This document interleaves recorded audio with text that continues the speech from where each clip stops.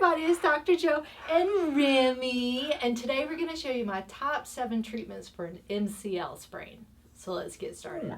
Oh! Disclaimer alert, disclaimer alert. So the MCL, or the medial ligament, is very similar in the way that the ACL is, that it stabilizes the knee. So if you have a sprain, there's many different grades of the sprain. So make sure and talk to your doctor or physical therapist about when can I start exercising? Do I need surgery? Can I treat it without surgery? So these are questions you have to ask somebody who's treating you in person. So the first treatment is going to be knee props. So just use like a foam roll, or you can roll up a towel. You want it to be so your knee kind of props up off of the floor. That's why it's called a knee prop. If you're sitting in a chair, you can prop it up on a stool or another chair. And this one is really just trying to get that full extension of the knee. When you have that sprain on that inside of that knee, that medial side, a lot of times your knee will kind of lock up in a bent position. So you really want to get that full motion back, because when you're walking, if you don't have that full knee extension, then that's going to cause a whole lot of other problems. So all you're really doing for this is you're just propping your leg up and letting it relax. So if you're here, if that's as far as it will go, just try and relax your body for a couple minutes, and eventually it should start straightening out a little bit. You don't want it to be super duper painful the whole time you're doing it. If it's a little uncomfortable, some tension, some pressure, that's okay, that's what you want. But don't feel like you have to push on it. Eventually you can put some weights like above your thigh, but for now, just do the prop, just so you're starting to get some more of that motion in there. So again, you can just start off, I maybe start off with 30 seconds to a minute, but then you can move up to 3 to 5 minutes, just kind of propping it up and letting everything stretch out.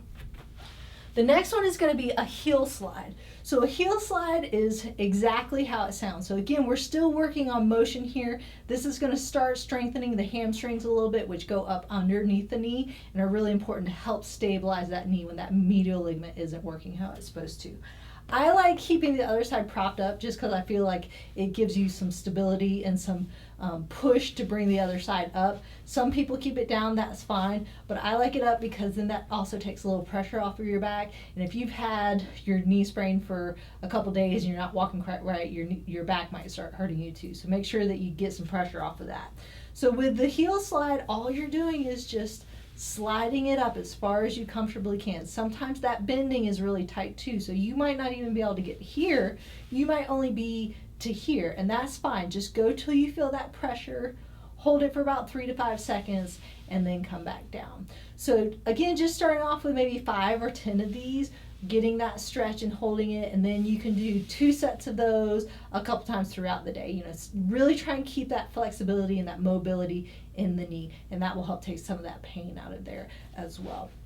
So then the next one is to start getting some strengthening back in the knee and the hip area in general. The next exercise is going to be a clamshell exercise. I like to do this one even though it's working the outer side. You really want to get those muscles strengthened around the knee. And sometimes if you start off right away on the inside where that sprain is, it's really painful. So I like to start on the outside. Clamshells are things that look really easy, but if you do it correctly, it's actually pretty hard. You want your hips to be perpendicular to the floor. Now, if you're having problems getting down onto the floor or up from the floor, you can do this in your bed or on a couch. You don't have to do it on the floor. Make sure you're relaxing your head and getting in a comfortable position. I'm just kind of propping up so I can talk to you. But the important part is to keep those hips perpendicular. If you're rolling back once you start doing the exercise, you're not getting those muscles working that you want to. Your feet are going to stay together, and then you're just going to take the top leg, the one that you're working, and bring it up. So you don't have to go high, because once I start going higher, I'm going to start wanting to roll back, and you don't want to do that. You want to pretty much keep those hips where they are the whole time and just move that knee. So again, if you're doing it right, the first 3 or 4 might feel easy, but once you get to 7, 8, 9, 10, it might be a little bit tougher. So make sure you take a break in between, maybe start off with 2 sets of 10. If you can get to 20, 25 and there's no problems, then you can add a resistive band and make sure that you start off with the lightest one because, again, these are tougher than they look. So you want to make sure that you're not overdoing it. So it would be the same concept, but now you have that resistance to come up and then just nice and slow back down. So again, starting back over about 10, 2 sets of 10, and then working up from there. So then the next set of exercises is just going to be a simple 4-way hip. I usually like starting the 4-way hip lying down, and then you can progress to standing up. But I'm just going to show you the lying down one for now. And 4-way hip is kind of exactly how it sounds. You're just doing a hip movement 4 different ways. So the first one is just a straight leg raise. So again, just kind of like it sounds. I like keeping that knee propped up to protect the back and to give you a target. So you're going to pull your toes up. That's going to help lock out that leg, keep it nice and straight. And slow and controlled, you're just going to lift it up to about the other side. So you're not kicking all the way up. If you can't get all the way up to there, that's okay. But just slowly come back down, trying to keep those muscles nice and tight the whole time while you're doing it. So this is a slow thing. If you're going fast and using momentum, you're not really working those muscles. So again, maybe just 1 set of 10 for these because we're going to go all the way around. So just so I can stay in front of the camera, looking at you while I'm talking, I'm going to then change to this side, but you would then just turn all the way around doing the same leg all the way through. So now I'm going to go on to my side, and so now I'm working this leg. So the bottom one can be bent, and you want to keep your whole body in a pretty much straight line at your hips. Pull your toes up tight and turn your foot in so you're leading with your heel for this exercise. And this time when you lift up, go slightly back behind you. If you're lifting and you're bringing your toes up like this, you're doing a completely different exercise and you're not working the muscles you need to work. So make sure you're lifting with that heel and you're going slightly back behind you. You should kind of feel it in this area in your glutes a little bit. If you're feeling it in the front of the thigh, again, you're not quite doing it how you're supposed to be doing it. So again, maybe just 1 set of 10 for those. Then you're going to roll over onto your stomach. And now you're just going to lift your leg up going into hip extension. Same kind of thing. You really want to try and lock out your leg. So if you want to lie on the couch or maybe a bed for this one so you can have your foot hanging off, sometimes that's actually a little more comfortable. Again, lie all the way down if you need to.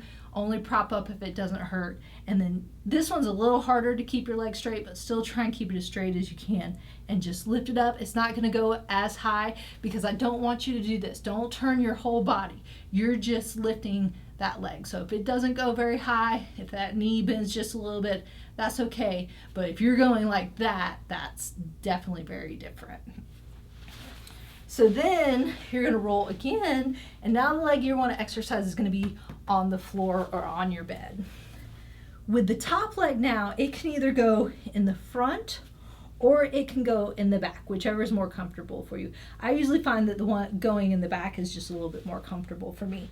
Still same thing, you want to be pretty much in a straight line for this one. This is another one where that leg's not going to go super high, but you still want to pull those toes up to help lock out those legs. Now this one might be pretty painful because you're getting that MCL right there. It's putting a lot of pressure because as you lift, your leg's going to kind of go like that. So if this one's really uncomfortable, if there's pain going into it, hold off on this one and then start working on it later once you feel a little bit better. But all you're doing is just lifting that leg up and then slowly coming back down. So see, I'm not lifting it up very high, but I'm also not turning my whole body to lift it up. I'm still trying to keep the hips pretty perpendicular, whole body in a straight line, and just lifting up with my toes pulled up. So again, just about 10 of those. So the rest of them are going to be standing up.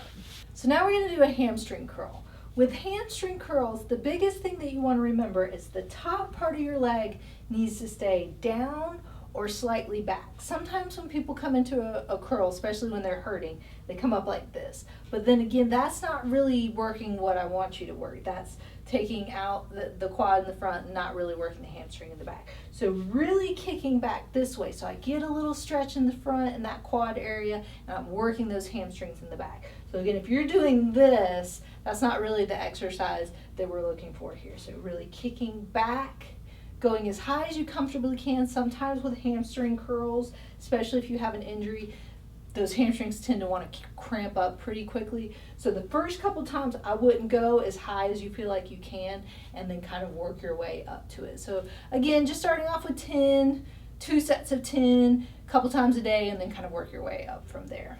So then the next one is just going to be a single leg balance. Balancing is really great, especially when you have some stability issues in your knee. Once that MCL is sprained or injured, your knee becomes unstable. You know, a lot of times when people say they walk, it feels like it's going to give out on them, or it locks up because it's not doing what it's supposed to.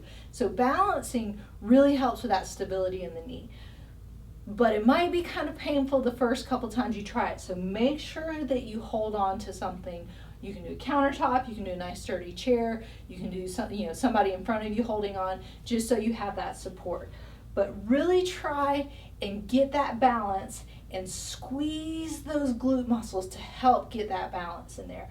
And once you feel like you're pretty stable here and that knee's not going to give out on you, then just try holding on with one hand and then a couple fingers, and then after that try balancing without holding on at all. Again, if you really kind of squeeze those gluteus muscles in, kind of tighten them up, that helps with the balance, and that helps with that general strengthening as well. So that's really good to do. I just start off with maybe 10 seconds and then work your way up to maybe a minute, but really make sure that knee feels stable before you start letting go of anything.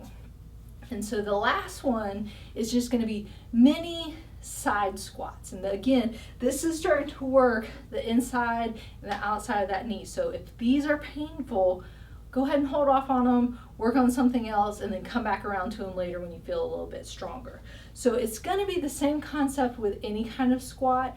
You really want to stick your bottom back so your knees stay behind your toes. You want your weight to be equal on your toes and your heels. So I'm not up on my toes, I'm not back on my heels, everything's kind of flat on the feet, and then I'm sticking my booty back, I'm keeping my back straight, bending at the hips. So with a mini squat, you're really just going to go down a little bit, but you're just going to kind of step out and then come back in. So again, I'm not going very far. Eventually, if this feels okay, you can kind of go out a little bit further, but make sure you're doing both sides. If you just want to go 3 one way, 3 come back the other way, you can do that. Or if you just want to, step out, come up, step out, you can do that. But make sure the technique is right and only go down to comfort. If you're feeling pain, then you can even just do this. You don't have to go down very far at all. Just work your way up to it. So those are my top 7 treatments for an MCL sprain. If you'd like to help support my channel, make sure and click on the link up there. And don't forget to subscribe by clicking down there. And remember, be safe, have fun, and I hope you feel better soon.